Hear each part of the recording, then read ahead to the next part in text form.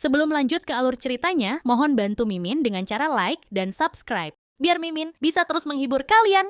Eits, jangan lupa komen juga ya, karena dengan masukan dari kalian pemirsa terkasih, semoga channel ini lebih berkembang. Terima kasih. Bab 1611. Harvey York melirik Yona Ling dengan tatapan terkejut, tapi dia tidak banyak bicara. Bagaimanapun, ini adalah urusan keluarga orang lain. Benjamin Ling mengundang Harvey untuk duduk. Dia kemudian tersenyum dan berkata, "Anak muda, bagaimana aku harus memanggilmu?" Harvey berkata dengan acuh tak acuh. "Harvey York." Benjamin menuangkan secangkir teh untuk Harvey dan bertanya dengan sungguh-sungguh. "Saudara York, apakah kamu tahu keterampilan medis?" Harvey menjawab dengan ringan. "Tidak." "Lalu, apakah kamu tahu Feng Shui? Atau apakah kamu seorang peramal, Saudara York?" "Tidak." "Lalu, mengapa kamu mengatakan bahwa aku tidak akan hidup lama, Saudara York?" Benjamin dengan tenang beralasan seolah-olah dia sudah terbiasa dengan hidup dan mati. Namun, sangat disayangkan bahwa keraguan-raguan di matanya tidak bisa disembunyikan. Orang bisa terbiasa dengan hidup dan mati orang lain, tetapi tidak ada yang bisa mengabaikan hidup dan mati mereka sendiri. Harvey berkata dengan acuh tak acuh. "Seseorang ingin kamu mati. Setidaknya ada 3 gelombang pembunuhan dalam setengah bulan terakhir jika aku tidak salah. Selain itu, 3 gelombang pembunuhan ini telah meninggalkanmu dengan setidaknya 10 luka. Hanya saja kamu telah menyewa dokter yang sangat terampil untuk merawat cederamu." Benjamin terkejut. Keterampilan medis para dokter itu luar biasa. Mereka menangani masalah cederamu dengan sempurna, tapi luka di sini belum sepenuhnya sembuh kan? Harvey mengarahkan jarinya ke posisi dada Benjamin. "Setiap hari di siang hari, kamu akan merasakan sedingin es di sana, dan setiap hari di tengah malam, kamu akan merasa seolah-olah sedang dipanggang di tempat yang sama. Tuan Ling, mampu bertahan di bawah siksaan es dan api selama 1 minggu ekstra sudah terpuji. Aku pikir kamu hanya bisa bertahan paling lama 3 hari lagi." Yona dan yang lainnya tersentak setelah mendengar kata-kata Harvey. Semua yang dikatakan Harvey benar. Selain fakta tentang siksaan es dan api, hal-hal lain juga tepat. Jika dia tidak tahu bahwa pihak lain itu bukan orang Cina, dia mungkin sudah mengambil tindakan terhadapnya sekarang. Benjamin tampak terkejut dan berkata, "Saudara York, kamu benar-benar ahli. Karena Saudara York mengetahui situasiku saat ini, dapatkah kamu menawarkanku sedikit bantuan? Tidak peduli seberapa besar harganya, aku bersedia membayar." Harvey berkata dengan acuh tak acuh. "Aku dapat membantumu, tetapi harganya mungkin bukan sesuatu yang kamu mampu." Benjamin menyipitkan mata dan berkata, "Saudara York, tolong lakukan. Selama itu bisa menyelesaikan situasiku, maka aku pasti akan mencoba yang terbaik untuk memenuhi permintaanmu selama itu dalam kemampuanku. Ngomong-ngomong, skenario terburuknya adalah aku akan mati beberapa hari sebelumnya. Aku bisa berjanji di sini untuk tidak pernah meminta pertanggungjawabanmu jika kamu gagal selama kamu mau melakukan tindakan." Benjamin sangat jelas tentang situasinya dan dia hanya punya beberapa hari lagi untuk hidup. Yang paling penting, situasinya saat ini berada di luar bantuan obat-obatan. Namun, mengetahui bahwa dia hanya bisa hidup selama beberapa hari lagi tidak berarti dia tidak mau hidup lebih lama. Lagi pula, orang yang berkuasa seperti dia pasti memiliki ambisinya. Siapa yang ingin mati di puncak tahun ini? Lagi pula, dia masih memiliki terlalu banyak yang harus dilakukan. Harvey berkata dengan acuh tak acuh. "Jangan khawatir. Karena aku telah memutuskan untuk membantu, maka aku tidak akan memberimu harapan palsu. Lalu apa yang harus aku persiapkan?" Benjamin berkata tanpa sadar. "Tidak perlu."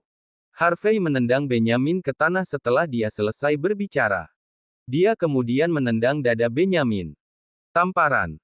Benjamin dikirim terbang keluar dan menabrak mobil, batuk seteguk darah. Bab 1612. Tuan Ling. Semua antek tersentak ketika mereka melihat adegan ini dan segera mengepung Harvey York. Yona Ling juga berkata sambil menutupi pipinya. Bajingan, kau lancang. Tidak ada yang akan mengira bahwa apa yang disebut solusi Harvey adalah mengusir Benyamin secara langsung. Dia pasti bertindak sembrono. Berhenti. Berhenti. Jangan lakukan apapun dengan gegabah. Pada saat ini, Benyamin berjuang untuk bangkit dari tanah dan berbicara dengan Yona dan yang lainnya. Kamu tidak bisa bersikap kasar pada saudara York. Yona dan yang lainnya tercengang sejenak. Tuan Ling, orang ini memukul Anda.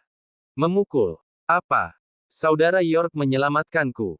Awalnya, Benyamin juga merasa Harvey hanya main-main dengannya. Karena itu, dia sangat kesal. Namun, dia langsung tahu bahwa dia telah bertemu dengan seorang master sejati ketika dia pulih.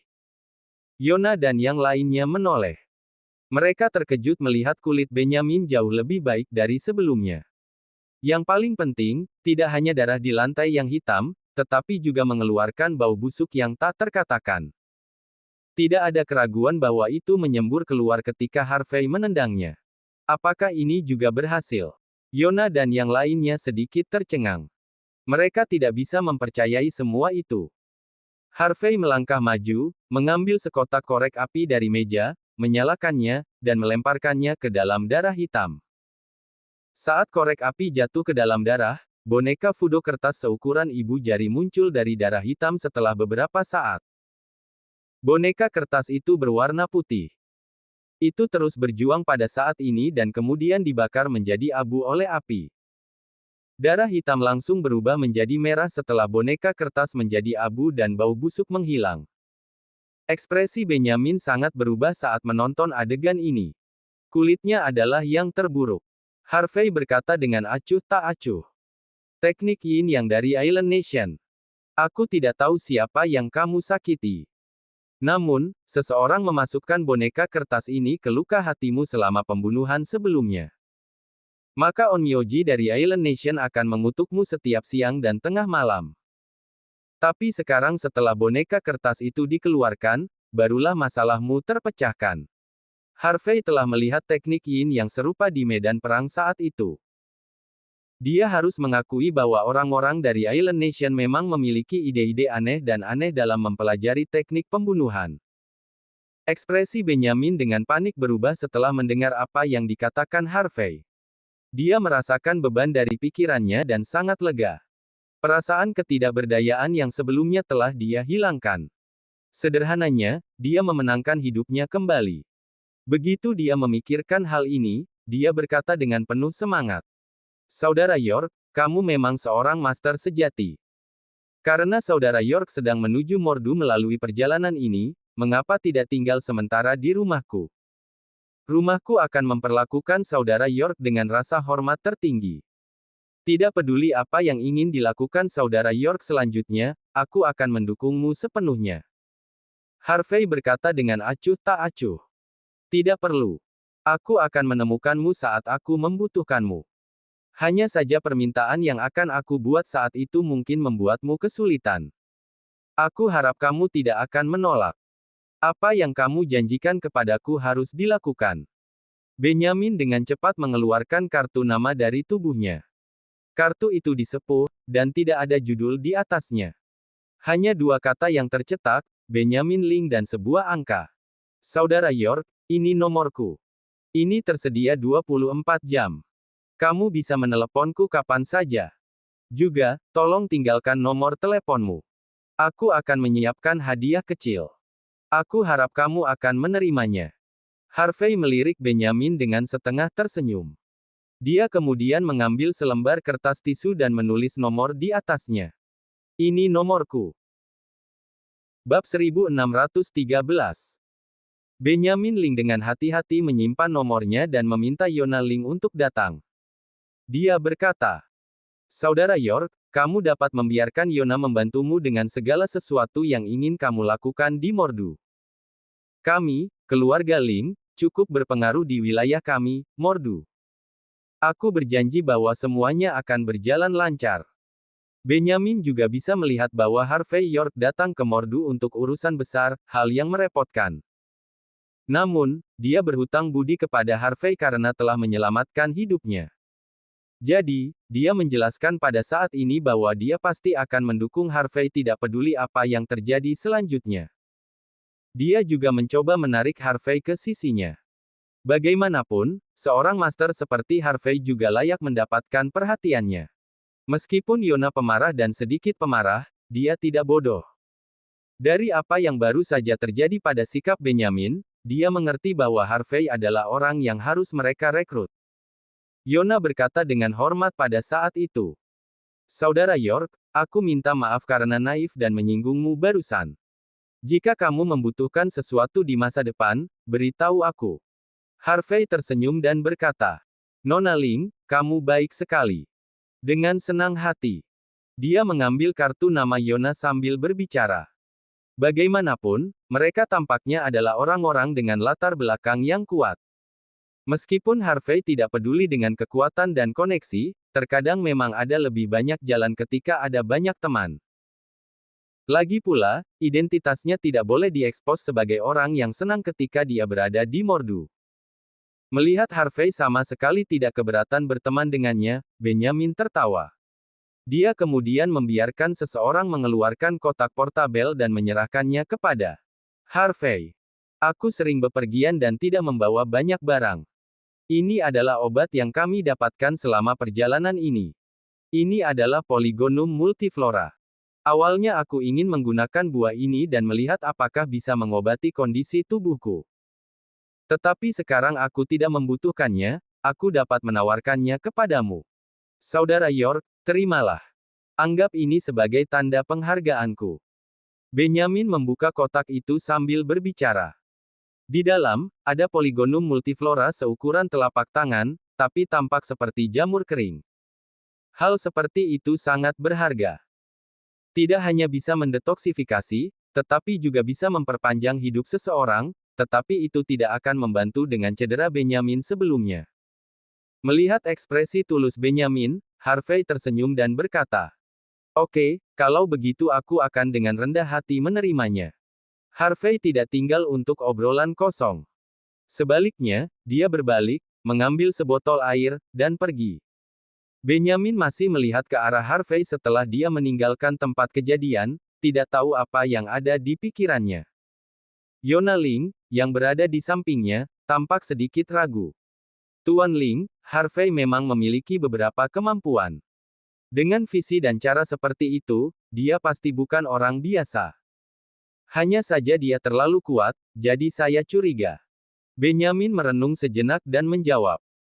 Aku juga curiga bahwa Island Nation mengirimnya, tapi aku dengan hati-hati mengingat pertemuan kita dengannya hari ini. Semuanya seharusnya kebetulan. Selanjutnya, dia akan melakukan banyak hal di Mordu. Lebih memperhatikan keberadaannya. Pada saat yang sama, selama tidak melanggar hukum dan aturan, kamu harus bekerja keras untuknya. Jika dia tidak ada hubungannya dengan Island Nation, maka kita pasti harus menangkap master seperti dia.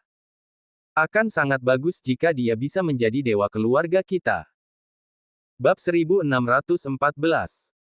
Setelah Yona Ling ragu-ragu sejenak, dia melanjutkan. Tapi jika dia dari Island Nation.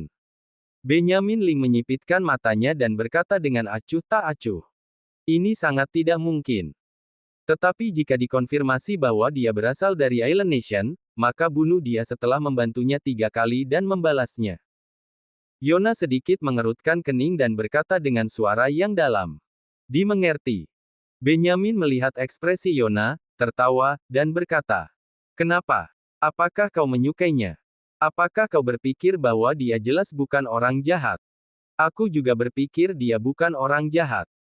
Hanya saja keluarga Ling adalah salah satu dari 10 keluarga teratas di negara besar H. Terlebih lagi, aku adalah komandan pertama. Oleh karena itu, kita harus berhati-hati dalam banyak hal. Itu selalu benar untuk menjadi lebih sadar. Jika kita mengetahui bahwa kita salah paham, kita dapat memberinya hadiah besar saat itu. Aku pikir saudara York akan memahami kita. Wajah Yona sedikit memerah.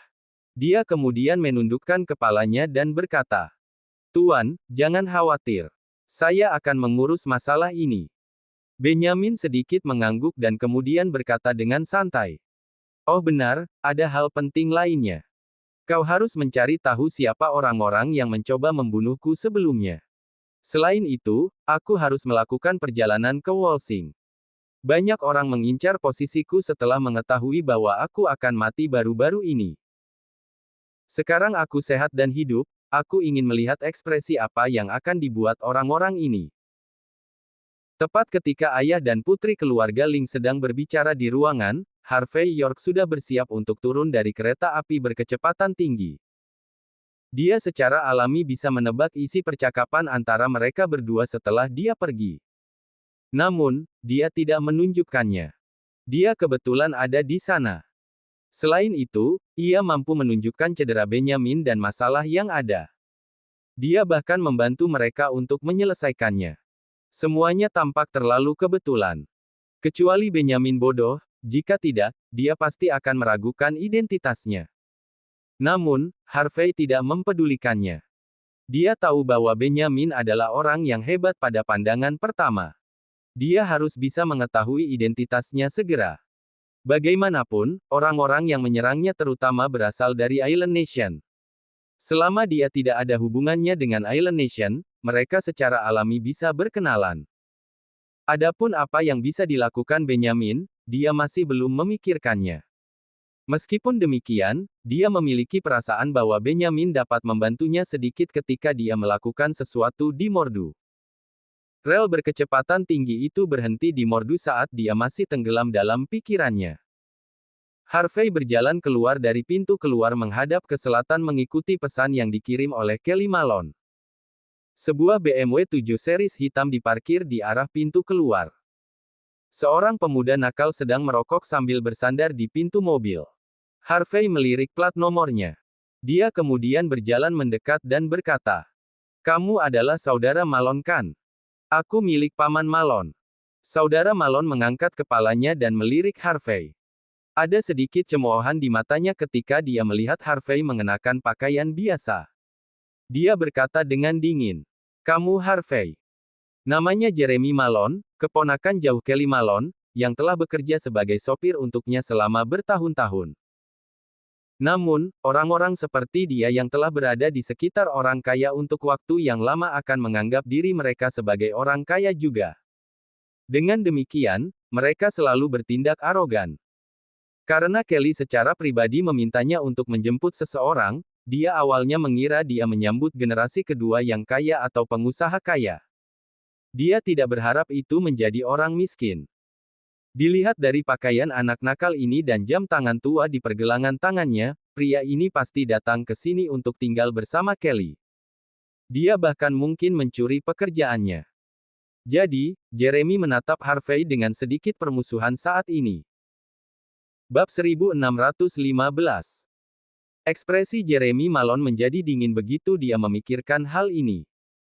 Dia membuka pintu mobil dengan sebatang rokok di mulutnya dan berkata dengan santai, "Masukkan barang-barangmu ke bagasi. Perhatikan, dan jangan mengotori tempat itu. Juga, duduk di belakang. Lepaskan sepatumu setelah masuk ke dalam mobil dan pegang di tanganmu untuk menghindari mengotori mobil. Hal yang paling aku benci adalah kamu, dusun, selalu datang ke sini untuk mengambil keuntungan dari CEO Malone. Aku beritahu padamu. Aku tidak akan memberimu kesempatan." Bang! Harvey York tampak acuh tak acuh. Dia langsung menendang Jeremy ke tanah. Jeremy sangat marah. "Bajingan, kau memintanya." Tamparan. Harvey kemudian menamparkan wajah Jeremy dengan pukulan, dan dia langsung dikirim terbang keluar. Jejak telapak tangan merah muncul di wajahnya. Jeremy menutupi wajahnya dan tidak percaya. Dia tidak pernah berpikir bahwa Harvey akan berani menyerangnya. Namun, orang-orang seperti dia selalu pengecut pengganggu. Melihat ekspresi acuh tak acuh Harvey, dia tanpa sadar bergidik dan berkata, "Saudara York kan? Kumohon." Dia tidak setinggi sebelumnya setelah ditampar oleh Harvey di wajahnya. Harvey kemudian duduk di barisan belakang, mengabaikan Jeremy yang memasang wajah muram saat ini. Harvey tentu saja perlu memberi pelajaran kepada orang seperti dia, yang sering memandang rendah orang. Kalau tidak, seseorang akan berpikir bahwa dia adalah sosok penting. Harvey mencoba menelepon Yvonne Xavier di sepanjang jalan, tetapi tidak berhasil. Dia mengirim pesan yang memberi tahu Yvonne bahwa dia telah tiba di Mordu. Jika tidak ada pesan darinya dalam 24 jam, dia akan langsung menuju ke keluarga Smith. Harvey ingin memaksa Yvonne untuk keluar. Hanya dengan begitu dia bisa mengetahui apa yang telah terjadi. Kota Mordu, di luar jendela mobil, ramai dengan lalu lintas. Sebagai pusat ekonomi negara besar dan salah satu metropolis keuangan terbesar di dunia, Mordu penuh dengan gedung-gedung tinggi, tampak glamor dan modern. Banyak perusahaan multinasional besar memiliki kantor pusat di Mordu. Yang paling terkenal di antara mereka adalah bangunan 3 bagian yang terletak di Muara Mordu. Itu adalah 3 gedung pencakar langit dengan lebih dari 200 lantai, yang masing-masing menjulang di atas langit. Menurut informasi yang diterima sebelumnya, satu bangunan menyerupai pembuka botol di gedung 3 bagian milik Oliver Bauer ini. Setelah Oliver menjadi pemimpin cabang Longmen di Mordu, dia menggunakan koneksi dan sumber dayanya untuk mendirikan perusahaan besar. Meskipun belum go public, itu sudah dianggap sebagai perusahaan besar di Mordu. Perusahaan ini berurusan dengan keamanan, keuangan, real estate, dan industri lainnya. Kekuatannya lebih kuat dari yang bisa dibayangkan siapapun. Kecuali 3 wakil pemimpin cabang yang masing-masing memegang 10% saham, keluarga Bauer menguasai 20% saham, dan Oliver sendiri memegang 50%. Namun, dikatakan bahwa Oliver tidak memegang 50% saham itu secara pribadi. Sebaliknya, dia membiarkan muridnya, Rahel Hardy memegangnya atas namanya. Ini dianggap sebagai kesaksian Oliver kepada bawahannya. Benar saja, karena Oliver sebelumnya berkuasa, kematiannya sekarang telah menyebabkan efek berantai pada semua reaksi itu. Dikatakan bahwa cabang Longmen di Mordu telah berada dalam kekacauan sejak lama karena mereka semua bersaing untuk mendapatkan aset yang ditinggalkan Oliver karena kematiannya. Orang-orang seperti Joshua, yang mengganggu Harvey, dianggap sebagai pria pemberani di antara mereka. Adapun yang lain, mereka hanya tahu bagaimana bertarung satu sama lain sekarang. Mereka bahkan mungkin lupa bagaimana Oliver meninggal. Tepat ketika Harvey memikirkannya, BMW 7 Series berhenti di pintu sebuah hotel mewah. 3 kata, membangun perdamaian, tertulis di plakat besar itu. Bab 1616. Harvey York terkejut saat melihat tempat ini. Ini adalah restoran terkenal di Muara Mordu. Dikatakan bahwa itu memiliki sejarah lebih dari 100 tahun. Tempat ini berkualitas tinggi dan berkelas. Itu memiliki suasana kelas atas, mewah dan temperamental. Makan di tempat seperti itu, hidangan acak bisa berharga ratusan dolar. Jika seseorang ingin memesan kamar, biayanya setidaknya 2.300 dolar. Harganya tampaknya tidak menakutkan, tetapi masalah utamanya adalah bahwa orang-orang dari kelas pekerja biasa tidak bisa datang ke tempat-tempat seperti itu untuk berbelanja. Kelly telah melakukannya dengan sangat baik selama bertahun-tahun dan sudah dianggap sebagai orang yang sukses. Adapun istrinya, Juneli dikabarkan telah membuka jaringan salon kecantikan, dan bisnisnya berjalan cukup baik. Penghasilan tahunan ratusan ribu dolar seharusnya tidak menjadi masalah besar. Keluarga seperti mereka hanya bisa menyentuh ambang batas lingkaran kelas atas di Mordu, tapi mereka sudah lebih dari memenuhi syarat untuk datang ke tempat ini. Saudara York, silakan masuk. Jeremy Malone sudah tahu bahwa kerabat yang tampaknya miskin ini adalah orang yang kejam. Dia merasa bahwa dia sangat berharga dan tak tertandingi. Dia tidak perlu berhadapan langsung dengan Harvey. Karena itu, dia membawa Harvey ke gedung perdamaian dengan senyum di wajahnya. Lady Malone dan yang lainnya sudah tiba lebih awal. Selain itu, ada juga beberapa teman yang menjadi jagoan di kalangan kelas atas yang hadir. CEO Malone dan Nona Malone juga akan segera tiba. CEO Malone baru saja memerintahkan untuk membawamu makan malam dulu, dan kita akan pulang nanti. Jeremy berkata dengan hormat. Saudara York, kamu bisa masuk. Aku hanya seorang sopir. Aku tidak ingin membuat keributan. Dia bermaksud membiarkan Harvey kalah, jadi dia sengaja tidak memimpin. Harvey melihat melalui rencananya. Dia tidak mengatakan apa-apa, berbalik, dan baru saja memasuki gedung perdamaian. Karakter kecil seperti itu, tidak hanya dia tahu bagaimana menjadi halus, tetapi jika dia ingin berperilaku buruk, Harvey tidak keberatan memberinya pelajaran yang tidak akan pernah dia lupakan. Harvey berjalan ke pintu kamar sambil membawa koper dan poligonum multiflora dari sebelumnya. Dia kemudian mengetuk pintu dengan sopan. Sepertinya Hazel dan pacarnya ada di sini. Tunggu sebentar. Aku harus menelepon Kelly dan memintanya untuk segera datang agar tidak membuat semua orang menunggu. Pada saat ini, sebuah suara datang dari ruangan. Kemudian, seorang wanita parubaya cantik yang tampak anggun muncul di depan Harvey, seolah-olah dia akan menyambut tokoh besar. Namun, wajahnya tiba-tiba menegang saat dia melihat Harvey yang datang. Dia kemudian berkata, "Kamu Harvey." Dia adalah istri Kelly dan ibu Hazel, June Lee. Harvey hanya tersenyum dan berkata, "Halo, Bibi Lee." Kedua belah pihak adalah teman lama dan sudah saling kenal selama bertahun-tahun yang lalu. Dengan demikian, Harvey masih sangat antusias terhadap Bibi Lee. Harvey melirik ke ruangan ketika dia menyapanya. Ada beberapa pria dan wanita berpakaian Cina yang tampak kaya. Namun, Kelly dan Hazel belum juga datang. Juni terkejut. Dia kemudian berkata dengan canggung, "Harvey, kenapa kamu di sini?" Harvey tercengang sejenak dan berkata, "Paman Malone meminta Jeremy untuk mengirimku ke sini. Dia memintaku untuk makan di sini dulu sebelum pulang." Bajingan. Apakah ini pertemuan yang bisa diikuti oleh anak dusun? Bukankah Malone menggunakan otaknya untuk berpikir saat melakukan sesuatu? June sangat marah. Dia kemudian berbisik, "Harvey, ini pertemuan yang sangat penting. Semua orang di sini kaya dan mulia. Tempat ini tidak cocok untukmu. Yah, ada $23 di sini. Pergi keluar dan cari sesuatu untuk dimakan. Jangan ganggu kami." June mengeluarkan uang dari tas tangannya sambil berbicara dan memasukkannya ke tangan Harvey seolah-olah dia sedang mengirim seorang pengemis pergi. Bab 1617. Harvey York sedikit mengernyit, dan ekspresinya menjadi dingin. "Harvey, apakah kamu di sini?" Suara tenang datang dari belakang pada saat ini. Kemudian sebuah tangan besar terulur dan menepuk bahu Harvey. "Nak, kamu sudah dewasa.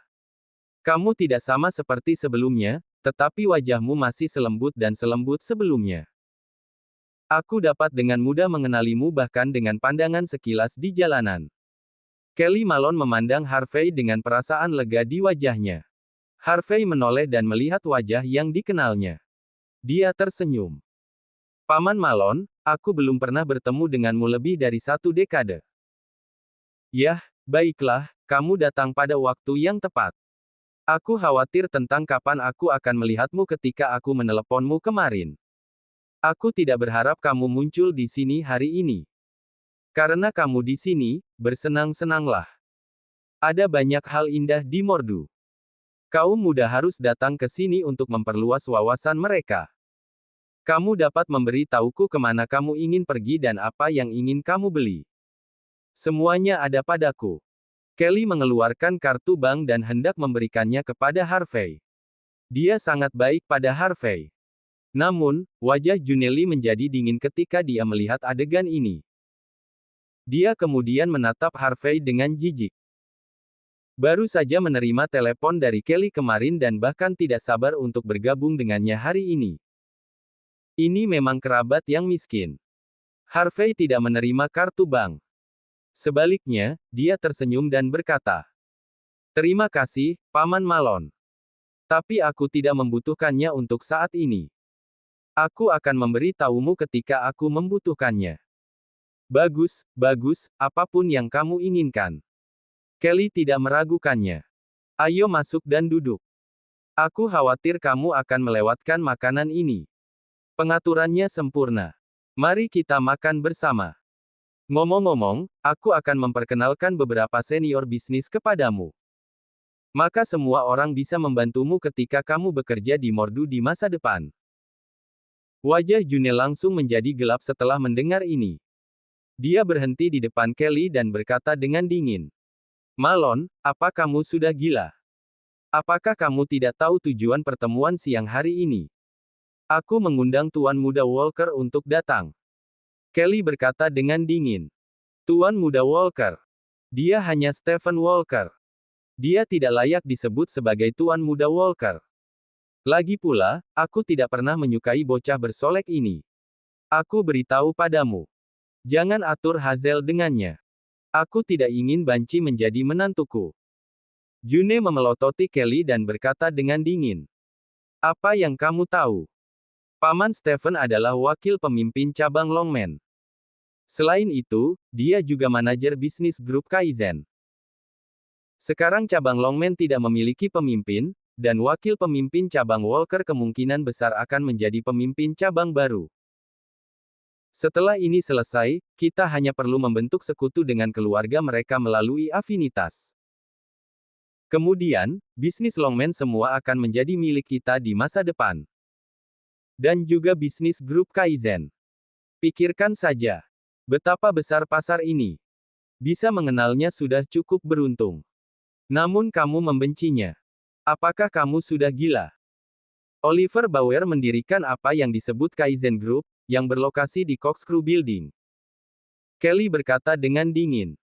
Singkatnya, aku tidak menyukainya. Selain itu, masih belum pasti siapa pemimpin cabang baru Longman. Menurut pendapatku, Harvey dan Hazel telah bertunangan satu sama lain ketika mereka masih muda. Mereka berdua berbakat dan cocok. Mereka pasti akan saling mencintai dan menghormati setelah menikah. Harvey memandang Kelly dengan lega. Paman Malon memang Paman Malon. Apa yang dia katakan adalah kebenaran. Pemimpin cabang Longman ada di sini. Adapun pertunangan anak, dia akan menghindarinya. Bab 1618. Harvey, masuk dan duduk di sebelahku. Bibimu selalu memikirkan cara yang tidak benar sepanjang hari. Abaikan saja dia. Kelly Malone membawa Harvey York ke dalam kamar dan langsung mengabaikan June Lee, yang sedang murka saat itu. June sangat marah sehingga sudut matanya berkedut. Dia berharap dia bisa menamparkan Kelly dan bahkan lebih, berharap untuk mencekik pria tak tahu malu itu, Harvey, sampai mati. Harvey tidak punya niat sedikit pun untuk memakan makanan ini. Dia tahu makanan ini akan buruk karena June memperlakukannya dengan jijik.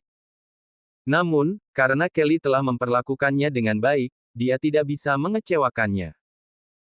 Semuanya, izinkan aku memperkenalkan kepada kalian. Ini adalah putra teman lamaku, Harvey. Dia datang ke Mordu untuk meningkatkan usahanya kali ini. Tolong jaga dia di masa depan demi aku. Memasuki ruangan, Kelly memperkenalkan Harvey dengan tatapan antusias. Dia baru saja menelepon kemarin, dan Harvey langsung datang ke Mordu hari ini. Dengan demikian, Kelly secara sadar merasa bahwa Harvey telah datang untuk bergabung dengannya. Meskipun demikian, dia tidak terganggu oleh ini. Sebaliknya, dia merasa sedikit lega. Para tamu yang hadir adalah semua rekan bisnis Kelly. Meskipun mereka baru saja mendengar percakapan antara pasangan itu, mereka semua masih melakukannya. Kelly membantu dan menyapa Harvey sambil tersenyum. Harvey juga menjabat tangan mereka dengan sopan demi Kelly. Kalau tidak, orang-orang itu bahkan tidak akan memiliki hak untuk berlutut di depannya, apalagi berjabat tangan. Hehehe. June mencibir lagi dan lagi setelah melihat pemandangan ini.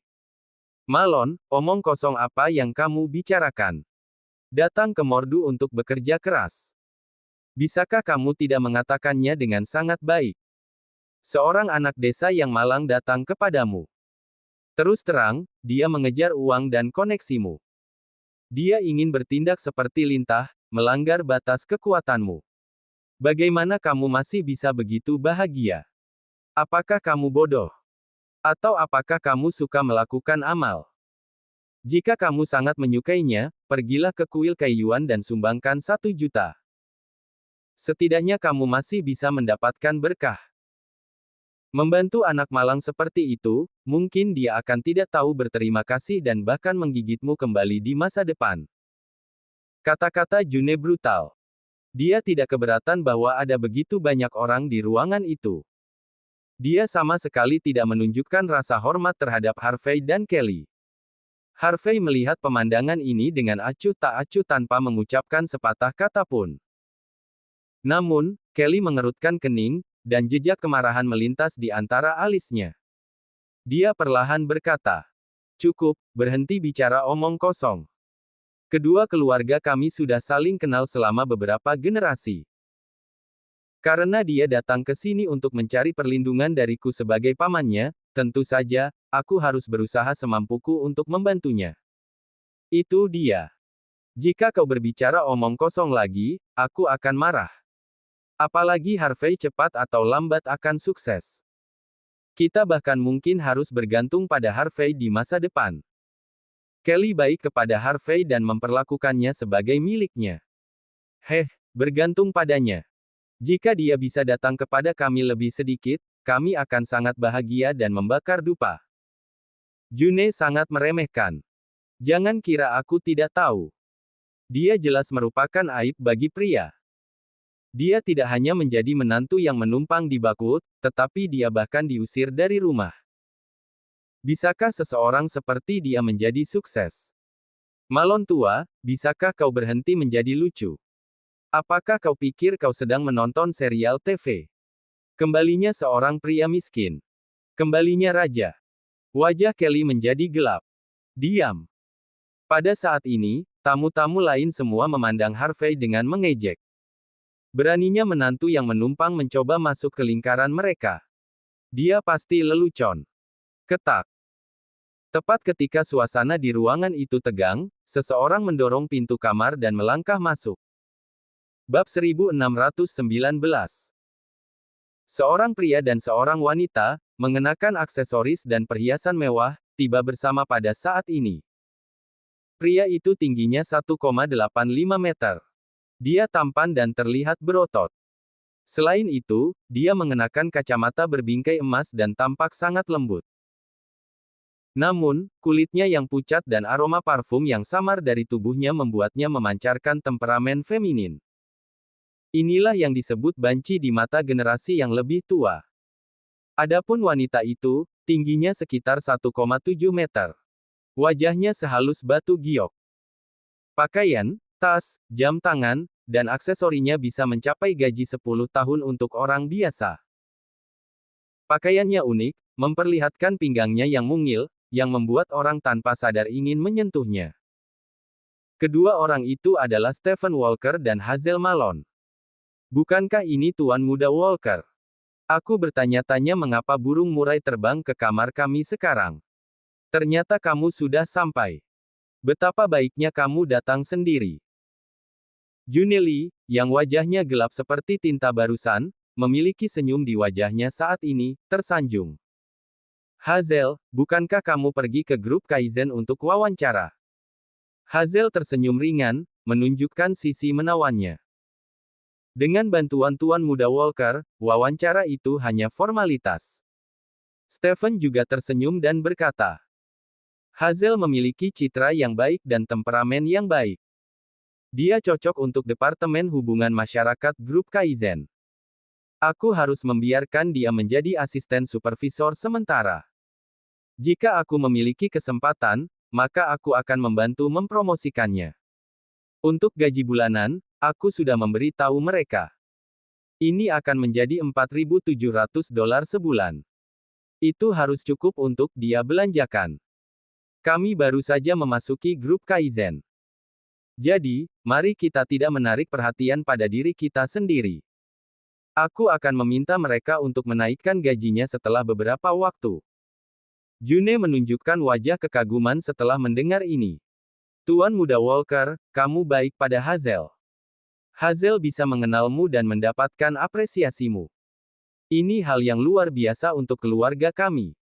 Bibi, kamu baik sekali. Bagiku, kamu sama seperti ibuku. Aku pasti akan mengikuti instruksimu. Wajah Stephen sangat lembut, dan semangatnya anggun.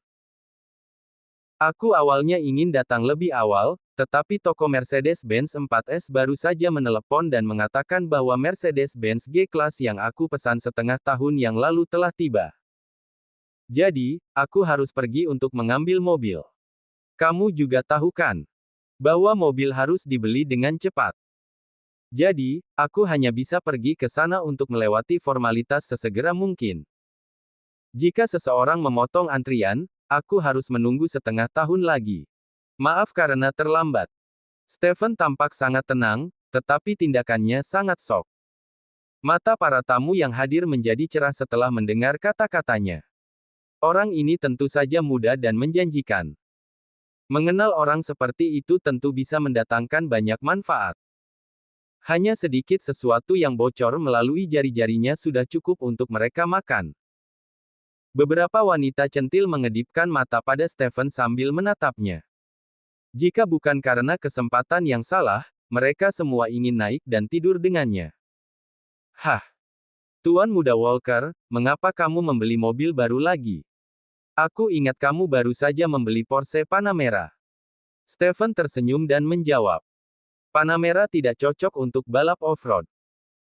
Aku baru-baru ini berpartisipasi dalam klub mobil off-road dari kalangan kelas atas. Jadi, aku harus membelinya untuk pertunjukan. Semua orang tersentak setelah mendengar kata-kata Stephen. Menghabiskan ratusan ribu dolar hanya untuk pertunjukan itu sangat mengesankan.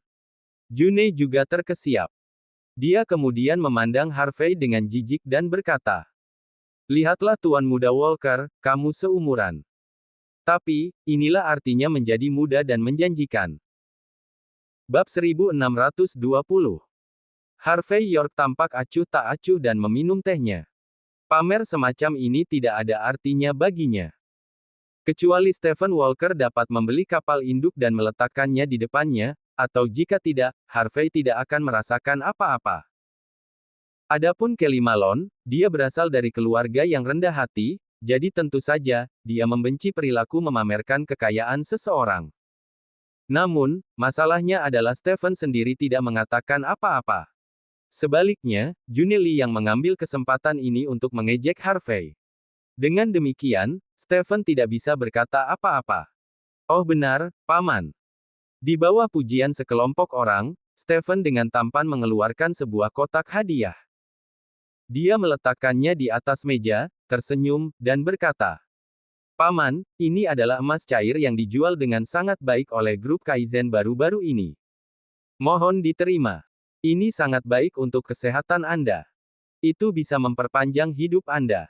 Ambil ini sebagai tanda penghargaan saya. Itu tidak terlalu mahal. Jadi, tolong jangan pikirkan itu." Kelly sedikit mengernyit, tetapi dia masih berkata, "Terima kasih. Apakah ini emas cair legendaris yang digunakan oleh para bangsawan di lingkaran kelas atas?" June terkejut saat melihat benda ini. Dikatakan bahwa meminum minuman ini secara konsisten dapat membantu mengaktifkan sel-sel dan mempertahankan kondisi muda selama beberapa dekade. Benda ini dikatakan sudah terjual sejak lama. Meskipun grup Kaizen menetapkan harga $24.000 untuk satu. Namun, kami bahkan tidak bisa mendapatkannya dengan harga $48.000 di pasar calo. Dan kamu membeli 10 botol. Itu sangat manis. Stephen tersenyum tipis. Bagaimanapun, dia adalah manajer bisnis grup Kaizen. Benar saja, tidak akan sulit baginya untuk mengeluarkan beberapa sampel. Pada saat ini, June Lee menatap Stephen seolah-olah dia adalah menantunya. Semakin dia menatapnya, semakin dia puas. Setelah menatap Stephen sebentar, dia kemudian menatap Harvey dengan jijik dan berkata, "Kamu sangat manis, Tuan Muda Walker. Kamu tentu sangat berbeda dari orang-orang desa ini. Inilah mengapa perbandingan itu menjijikkan." June sudah sangat kesal dengan Harvey bahkan sebelum Stephen datang. Sekarang Stephen ada di sini, dia pasti tidak sabar untuk mengusir Harvey keluar dari ruangan. Meskipun demikian, Harvey masih sangat tenang, minum teh sendiri. Pada saat ini, Hazel Malone tersenyum dan berkata, "Ibu, berhenti bicara sekarang. Tuan Muda Walker telah melakukan banyak upaya untukku pagi ini. Kamu harus memperlakukannya dengan baik hari ini." Oke, oke. Aku pasti akan memberinya makanan terbaik." June melambaikan tangannya, dan dia tidak pelit sama sekali. Sementara itu, Stephen melihat sekeliling tempat itu. Semua orang itu menyambutnya. Secara alami, mereka semua saling mengenal. Akhirnya, tatapannya jatuh pada Harvey. Dia sedikit mengernyit dan berkata, "Dan ini." Dia sudah memperhatikan Harvey saat dia masuk. Harvey bertindak acuh tak acuh ketika dia pamer sebelumnya, yang membuatnya sangat tidak senang. Jadi, dia sengaja berbicara pada saat ini. "Ini Harvey." June memperkenalkan dirinya dengan senyuman, tapi nada jijiknya tidak bisa disembunyikan. Dia adalah kerabat Paman Malone yang miskin. Dia mendapat telepon dari Paman Malone kemarin dan segera datang kepadanya hari ini. Bukankah ini hanya makanan? Bertingkah begitu berani dan datang ke sini hanya untuk makanan. Orang yang tidak tahu akan mengira dia adalah hantu lapar yang telah dibebaskan. Hazel juga mengenali Harvey saat ini, tapi dia tidak berniat untuk menyambutnya. Dia tidak memiliki kesan apapun tentang keluarga Harvey dari belasan tahun yang lalu. Namun, Harvey saat ini tampak seperti udik, sama sekali tidak ada bandingannya dengan Stephen. Dia bahkan tidak repot-repot menatapnya.